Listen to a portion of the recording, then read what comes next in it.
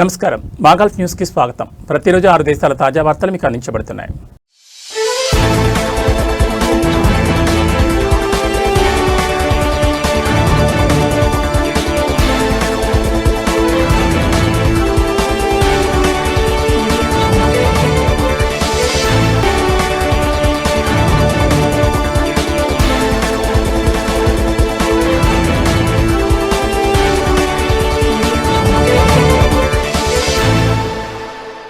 ఉత్తర అల్ షర్కియా గవర్నరేట్లోని సినా విలాయత్లో ఒక ఇంట్లో జరిగిన అగ్ని ప్రమాదంలో 2 వ్యక్తులు గాయపడ్డారు. ఈ మేరకు civil defence and ambulance authority ఒక ప్రకటన విడుదల చేసింది.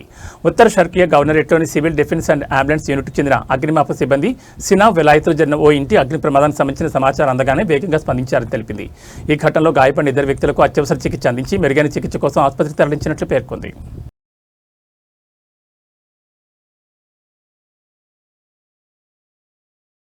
ఖతార్ విద్య మరియు ఉన్నత విద్యా మంత్రిత్వ శాఖ విద్యా సంవత్సరానికి సంబంధించి ప్రభుత్వ స్కాలర్షిప్ పథకాన్ని ప్రారంభించింది.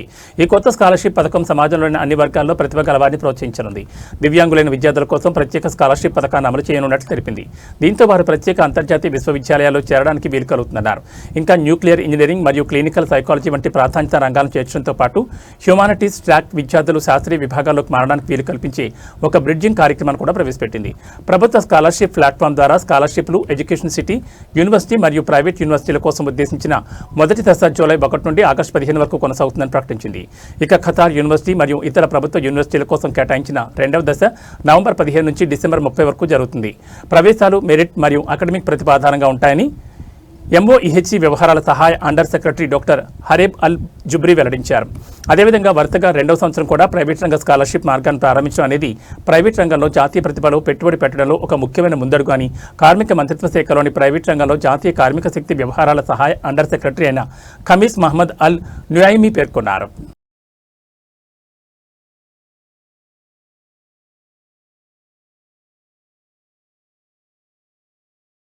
జెడ్డాలో హజ్ సీజన్ ఏర్పాట్లపై క్రౌన్ ప్రిన్స్ మరియు ప్రధానమంత్రి మహమ్మద్ బిన్ సల్మాన్ అధ్యక్షతన జరిగిన కేబినెట్ సమావేశం సమీక్షించింది. 2 పవిత్ర మసీదుల సంరక్షకుడు కింగ్ సల్మాన్ తరపున క్రౌన్ ప్రిన్స్ హజ్ చేయడానికి ప్రపంచం నలుమూల నుంచి సౌదీ అరేబియాకు వస్తున్న యాత్రికులకు స్వాగతం పలికారు. మక్కాలోని మహా మసీద్కు మరియు మదీనాలోని ప్రవక్త మసీద్కు సేవ చేయడంలో తమ సందర్శకులకు ఉత్తమమైన సంరక్షణ అందించడంలో ఈ పవిత్ర భూమి గర్విస్తోందని వారు నొక్కి చెప్పారు. మీడియా మంత్రి సల్మాన్ అల్ దోసరి మాట్లాడుతూ మక్కా, మదీనా పవిత్ర స్థలాలతో పాటు విమాన, భూ, సముద్ర ప్రవేశ ఓడరేవుల వద్ద యాత్రికులకు అత్యున్నత నాణ్యత గల సేవలు, సౌకర్యాలు కల్పించడం కొనసాగించాలని క్రౌన్ ప్రిన్స్ ఆదేశించినట్టు తెలిపారు. హోర్ముజ్ జలసంధిలో సముద్ర రవాణాలో జరిగిన పరిణామాలను కేబినెట్ సమీక్షించింది. ప్రపంచానికి ఇంధనాన్ని సరఫరా చేసే సామర్థ్యాన్ని, ఇంధన భద్రత మరియు ప్రత్యామ్నాయ ఎగుమతి మార్గాల్లో సౌదీ దశాబ్దాలుగా పెట్టిన పెట్టుబడులు బలోపేతం చేశాయని పేర్కొన్నారు.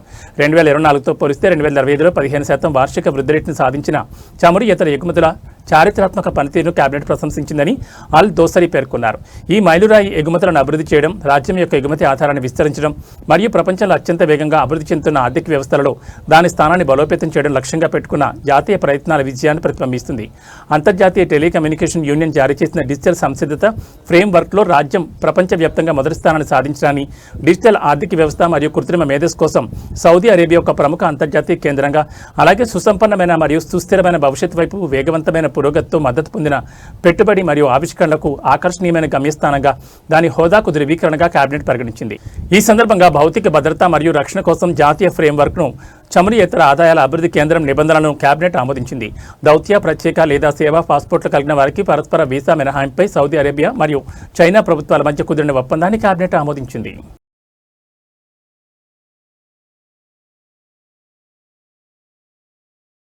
యూఏఈలోని అన్ని బ్యాంకులు మరియు లైసెన్స్ పొందిన ఆర్థిక సంస్థలు ఆర్థిక సేవలను అందించడానికి లేదా కస్టమర్ సమాచారాన్ని సేకరించడానికి వాట్సాప్ వంటి ఇన్స్టెంట్ మెసేజింగ్ ప్లాట్ఫామ్లను ఉపయోగించడాన్ని తక్షణమే నిలిపివేయాలని యూఏఈ సెంట్రల్ బ్యాంక్ ఆదేశించింది. వినియోగదారుల రక్షణను బలోపేతం చేయడం మరియు యూఏఈ ఆర్థిక వ్యవస్థ డేటా భద్రతను కొనసాగించడం ఈ ఆదేశాల లక్ష్యమని సెంట్రల్ బ్యాంక్ పేర్కొంది. బ్యాంకింగ్ లావాదేవీలు, కస్టమర్ కమ్యూనికేషన్ మరియు డేటా నిర్వహణతో సహా అనేక రకాల సేవలను కొత్త ఉత్తర్వులు కవర్ చేస్తాయన్నారు. సెంట్రల్ బ్యాంకింగ్ ప్రకారం ఇన్స్టెంట్ మేనేజింగ్ అప్లికేషన్లు సర్వీస్ ఛానళ్లుగా ఎక్కువ ఎక్కువ ఉపయోగిస్తున్నారని, ఇది అనేక ప్రమాదాలను పెంచుతోందని గుర్తించింది. వీటిలో మోసం, నకిలీ గుర్తింపు, ఖాతాల స్వాధీనం మరియు సోషల్ ఇంజనీరింగ్ దాడులు, అలాగే పర్సనల్ డేటా గోప్యతపై ఆందోళనలు మరియు సున్నితమైన కస్టమర్ డేటాను అనధికారికంగా బహిర్గతం చేయడం లేదా స్టోర్ చేసుకునే అవకాశం ఉన్నాయి. ఇది డేటా రెసిస్టెన్సీకి సంబంధించిన ప్రమాదాలను కూడా హెచ్చరించింది. వినియోగదారులు మరియు లావాదేవీల డేటా అంతా దేశంలోనే ఉండాలని నిర్దేశించే నిబంధనలను ఉల్లంఘిస్తూ అటువంటి ప్లాట్ఫామ్లకు పంపిన కస్టమర్ సమాచారం యూఏఈ వెలుపల ప్రాసెస్ చేయబడొచ్చు లేదా నిల్వ చేయొచ్చని పేర్కొంది.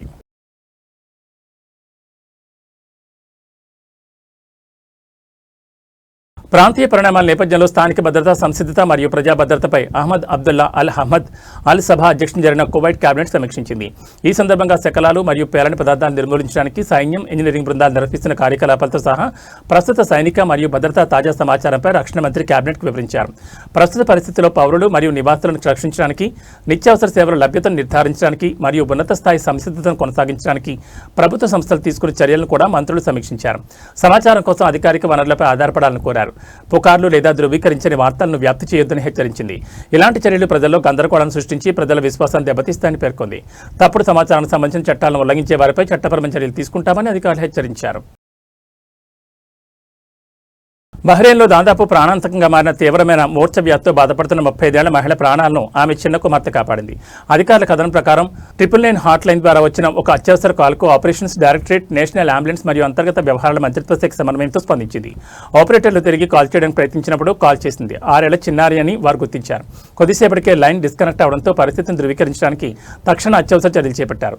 వీడియో కాల్ సర్వీస్ను ఉపయోగించి ఆపరేటర్లు ఆ చిన్నారితో తిరిగి కనెక్ట్ అయ్యారు. ఆ చిన్నారి అపస్మారక స్థితిలో ఉన్న తన తల్లివైపు ఫోన్ చూపించగలిగింది. అత్యవసర సిబ్బంది వెంటనే ఆ చిన్నారిని అపార్ట్మెంట్ బయటకు రమ్మని సూచించారు. దీనివల్ల సహాయక సిబ్బంది ఆ ప్రదేశాన్ని ఖచ్చితంగా గుర్తించగలిగారు. వెంటనే అంబులెన్స్ను పంపించగా ఆ మహిళను కింగ్ హమద్ యూనివర్సిటీ ఆసుపత్రికి తరలించారు. అక్కడ ఆమె పరిస్థితి ప్రస్తుతం నిలకడగా ఉన్నట్లు వెల్లడించారు. అత్యవసర సేవల సిబ్బంది వేగంగా స్పందించడం, దానికి తోడు ఆ వారికి సహకారం, సంయమనం పాటించడం వంటివి ఆ మహిళ ప్రాణాలను కాపాడడంలో కీలక పాత్ర పోషించాయని అధికారులు తెలిపారు.